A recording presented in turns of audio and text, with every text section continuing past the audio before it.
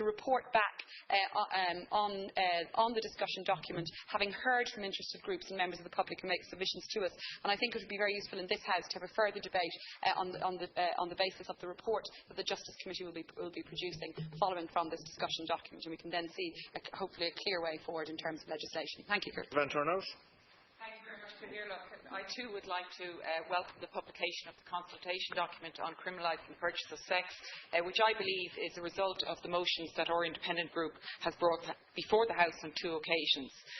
Last Friday, 22nd of June, the Minister for Children and Youth Affairs, Frances Fitzgerald TD, and the Minister for Justice and Equality, Alan Shatter TD, signed a statutory order to remove subsection 1E3 of the Section 11 of the Ombudsman for Children Act 2001, which excluded children detained in St Patrick's institutions from the complaints remit of the Ombudsman for Children, Emily Logan.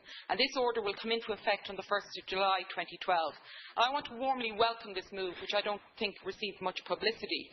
Prior to this, children held in prison, along with children in the Defence Forces and children in dealings with the Garda, were the only 3 groups of children excluded from the Ombudsman for Children's remit.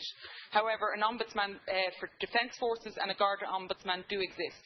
It follows on from Minister Fitzgerald's announcement on 2nd of April that the detention of children in St Patrick's Institution will end as of the 1st of May 2012 for all newly remanded or sentenced 16 and 17-year-olds, and they will now be detained in Oberstown.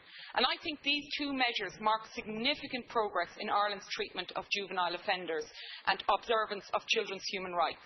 However, I am mindful that there is still no independent, fair and impartial complaints mechanism for adult prisoners.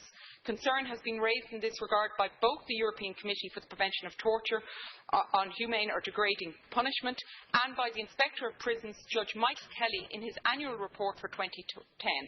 And in Judge Reilly's 2010 report, he included as a deficiency to be rectified by the 1st of July 2011 proper complaints procedures to be followed with supporting documents. So I look forward to seeing what progress, if any, is recorded in his annual report. And so I ask the Leader to invite the Minister for Justice and Equality into the House to confirm when the Office of Prisoners Annual Report 2011 will be published. My understanding is that it was sent to the Minister on the 17th of April 2012. And I ask for us to have a debate on how best an independent, transparent and accountable prisoner complaints mechanism can be achieved in our Irish prisons. Thank you. Senator Norris. I'd like to move an amendment to the order of business